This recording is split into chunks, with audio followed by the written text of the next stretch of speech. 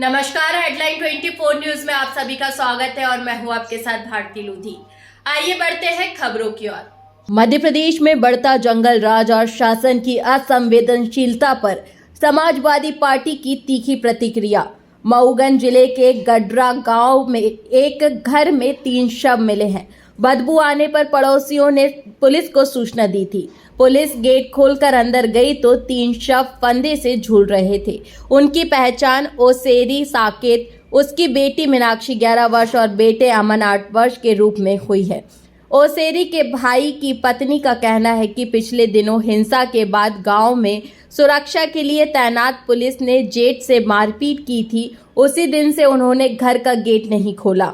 वो अपने से फांसी नहीं लगाए हैं, इसके लिए पुलिस जिम्मेदार है। बता दें, ये पहली गडरा गांव है जहां 15 मार्च को पीट कर एक युवक की हत्या के बाद हिंसा में एएसआई की मौत हो गई थी। यह घटना न केवल मानवता को झकझोरने वाली है, बल्कि यह प्रदेश की बिगड़ती कानून व्यवस्था और पुलिस की अमानवीय कार्यशैली का सबसे क्रूर उदाहरण भी है।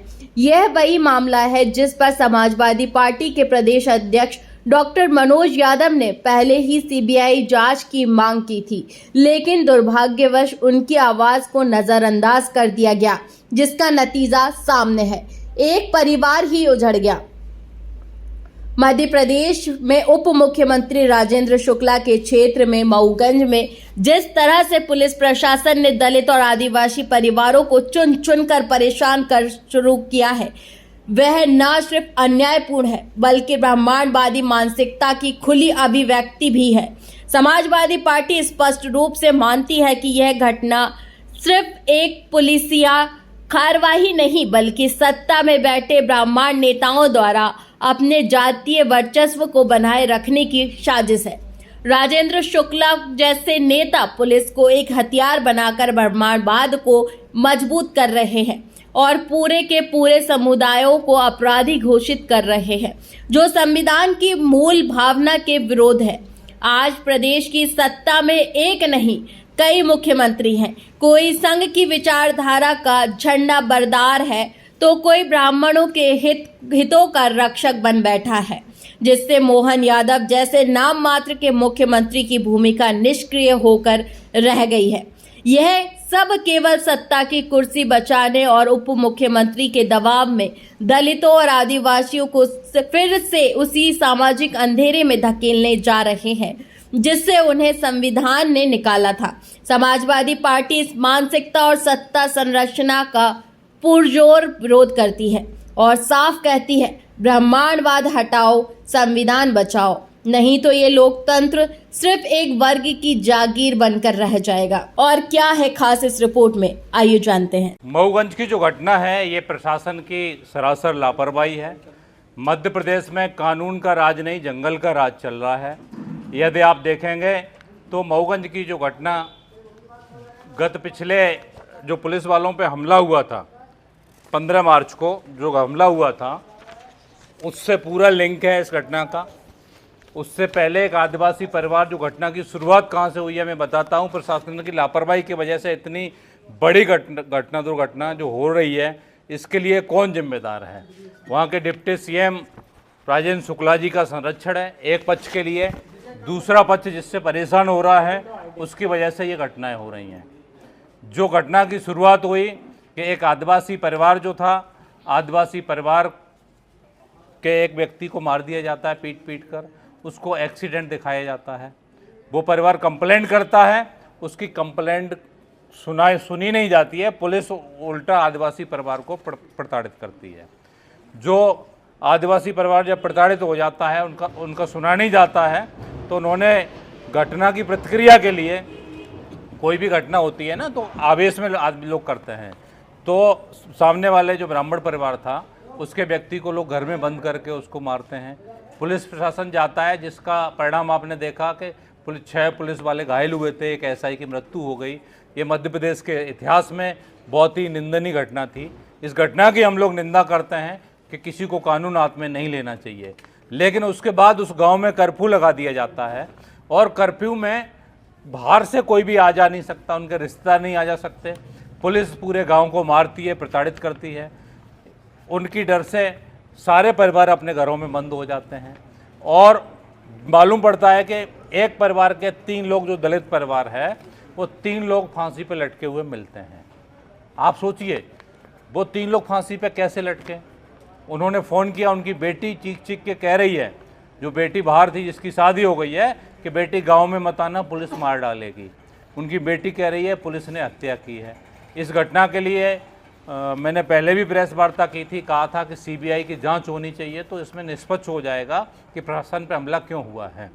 तो इसी तरह ये 3 जो हत्याएं हुई हैं, ये पुलिस प्रशासन के दबाव में की गई हैं या पुलिस प्रशासन के द्वारा हुई हैं या डर की वजह से हुई हैं, इसमें सीबीआई जांच होगी तो स्पष्ट होगा। उसका एक व्यक्ति का, जो दलित परिवार है, उसका पूरा परिवार उजड़ जाता है और पुलिस प्रशासन, वहाँ के डिप्टी सीएम राजेंद्र शुक्ला जी के दबाव में, जो दूसरा पक्ष है वो उनका रिश्तेदार है, वो पुलिस पूरा पक्षपात करती है, इसलिए इतनी बड़ी घटनाओं को अंजाम दिया जाता है।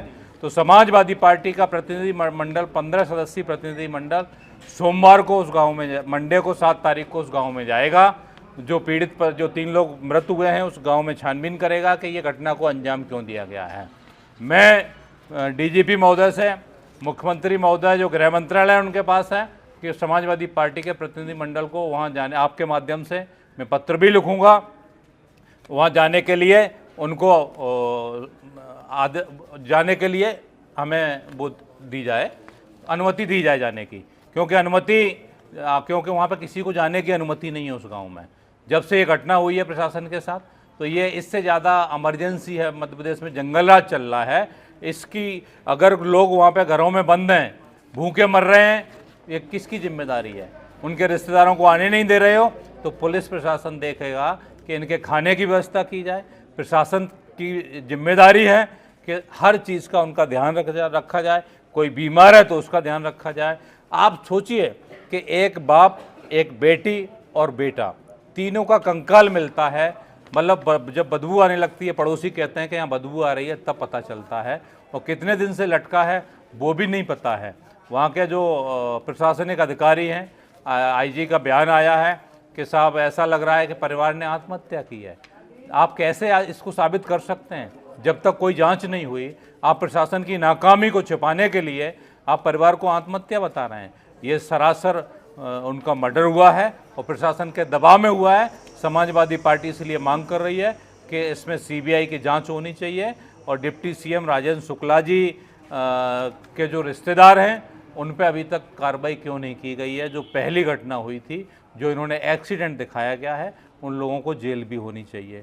दूसरी बात, मध्य प्रदेश में जो जंगल राज चल रहा है, कई सीएम हो गए हैं, जो कानून व्यवस्था जंगल राज हुआ है, क्योंकि यहाँ मुख्यमंत्री एक नहीं है, आज कई सीएम हो चुके हैं। अपने मनमानी हर व्यक्ति चला रहा है, इसलिए है।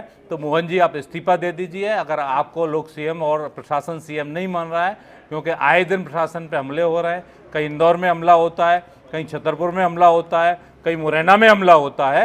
ये कानून व्यवस्था है, जंगल राज है।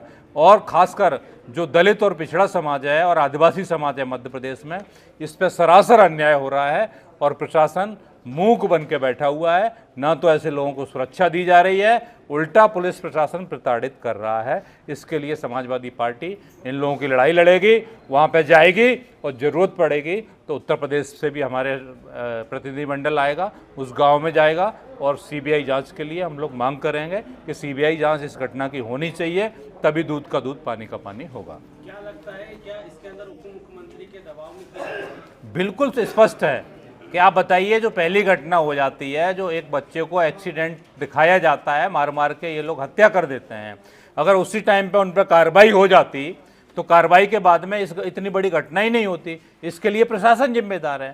भाई, जो पीड़ित पक्ष है उसको आप अपराधी जैसा उसके साथ व्यवहार करेंगे तो सामने वाला आवेश में आके कोई घटना को अंजाम देगा।